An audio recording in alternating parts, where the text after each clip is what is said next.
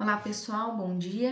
Hoje então, iniciando uma nova disciplina com vocês, a disciplina de enfermagem em urgência e emergência. Pessoal, essa disciplina, ela tem uma carga horária total de 60 horas-aulas, tá? Vocês já tiveram disciplina de urgência e emergência, então vocês já aprenderam reanimação cardiopulmonar, né? Situações de emergência com pacientes em hemorragia. Nessa disciplina, agora, novamente, urgência e emergência, a gente vai voltar a rever definição de urgência e emergência. A gente vai tratar, mais precisamente nessa aula de hoje, sobre a Política Nacional de Atenção às Urgências, estrutura, organização e funcionamento dos serviços de atendimento pré-hospitalar, de pronto-socorro, pronto atendimento, unidades de tratamento intensivo e semi-intensivo, tanto adulto quanto neonatal.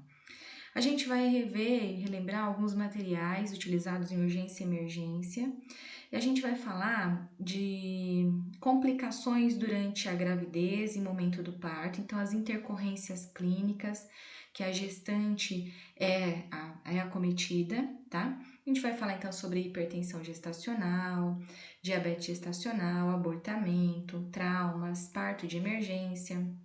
A gente também vai falar sobre emergências cardiovasculares, então a gente vai lembrar infarto, hipertensão, né? Edema agudo do pulmão, emergências respiratórias, emergências diabéticas, traumatismos, acidentes com animais peçonhentos e estado de choque. A gente vai relembrar todos os choques, situação de queimaduras, acidente de trânsito com politraumatismo e acidentes residenciais. Então, esse é o conteúdo da nossa disciplina, tá? A gente vai ver aos poucos. Essa nossa primeira aula hoje é uma aula que a gente vai falar mais sobre legislação, né? Toda a organização do sistema de urgência e emergência, né? O que rege o sistema de urgência e emergência, tá bom? Então, para começar, vamos relembrar as definições do que é uma urgência e do que é uma emergência. Então, a gente diz que a situação é uma situação de urgência quando ocorre, né, um agravo à saúde com ou sem risco potencial de morte. Então, aquela pessoa que foi acometida por aquele agravo, ela é portadora de uma necessidade de assistência médica imediata, ou seja, ela ainda tem um certo tempo, né, suportável para receber esse atendimento. Então, vamos lembrar, o ano passado, por exemplo, aconteceu um acidente com a minha filha. Minha filha foi andar de hoverboard no condomínio que a gente morava e ela caiu do hoverboard, apoiou a mãozinha esquerda e acabou fraturando o cotovelo esquerdo. A situação da minha filha foi uma situação, então, de urgência. Ela precisava de atendimento, mas ela pôde esperar até o dia seguinte para que fosse realizada a cirurgia dela. Entenderam? A pessoa é submetida ao atendimento, ela já começa com o tratamento, mas se ela precisa de uma cirurgia, por exemplo, ela tem condições ainda de esperar algum tempo. Por isso que a assistência médica é imediata, tá? Na emergência, ocorre de outra forma. Na emergência, quando a gente tem uma constatação de uma condição, de um acidente, de uma situação de agravo à saúde da pessoa, que coloca a saúde dessa pessoa em risco iminente de morte ou de sofrimento intenso, onde exige, nesse caso, um atendimento médico imediato, não dá para esperar. Então, por exemplo, no caso da minha filha, ela esperou até o dia seguinte, medicada, internada, para que a ortopedista fizesse a cirurgia dela. Se fosse um caso de emergência, assim que ela chegasse no hospital, ela já teria que ir diretamente para o centro cirúrgico, tá? Na emergência, nós não temos tempo para esperar. A gente tem que solucionar de imediato aquela situação. Trouxe outras definições aqui. Acidente, né? É um fato onde resultam pessoas que podem estar feridas ou mesmo mortas, que necessitam de atendimento. Então, acidente é um fato que resulta numa situação onde aquela pessoa que sofreu um acidente, ela precisa de um atendimento. Mas a gente não está falando aqui ainda se esse atendimento é urgente ou emergente, tá?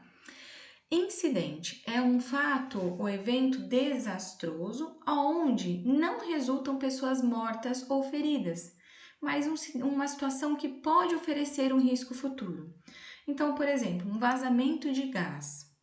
A pessoa que inalou aquele gás, no momento, imediatamente, ela pode não apresentar nenhuma alteração, mas essa alteração pode vir após um tempo de exposição à inalação àquele gás. Vocês lembram lá daquele acidente da Boate Kiss, em Santa Maria, no Rio Grande do Sul?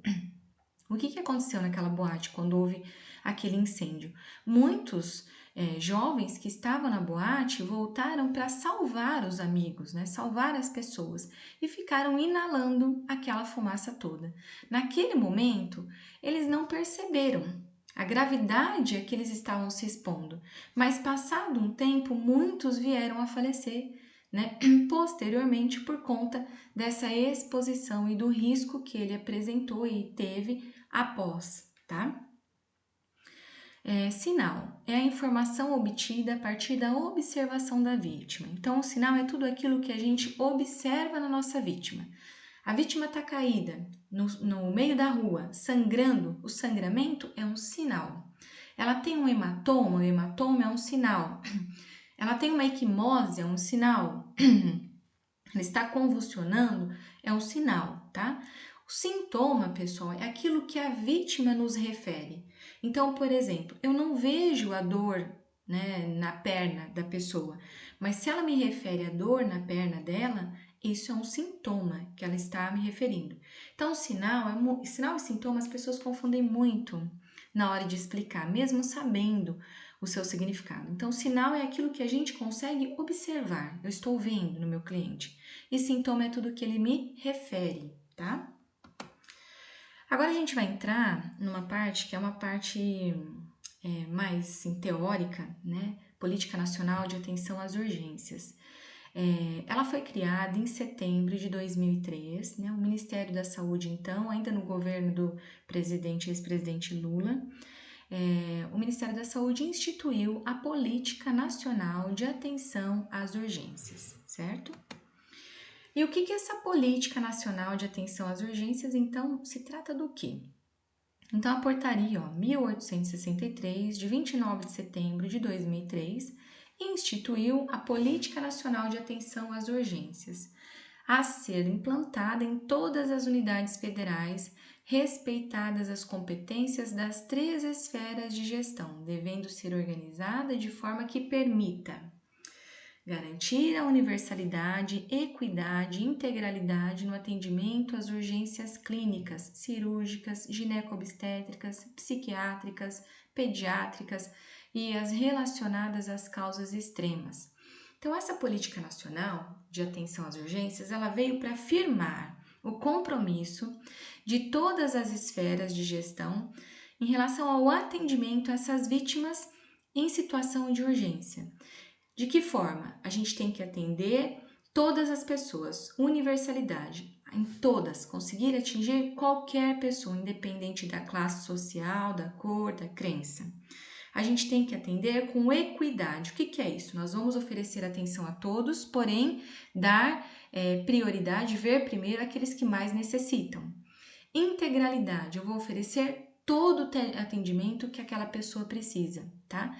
E quando a gente fala em urgência, não é apenas uma situação de um politraumatizado. A gente tem que pensar em crianças, em gestantes, em psiquiatria, tá? Outro item que ela permite, né?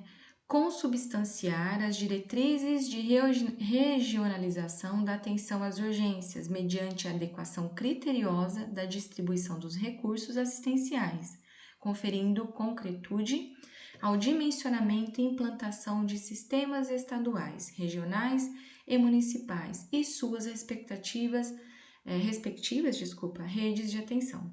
Ou seja, nesse quadro, ele vem falando da importância e de ter um critério para a distribuição dos recursos. Então, é feito todo um estudo, um levantamento, né, uma estimativa, e para daí, então, se distribuir todos os recursos materiais, assistenciais, né, para cada unidade federal, cada unidade responsável pela atenção às situações de urgência.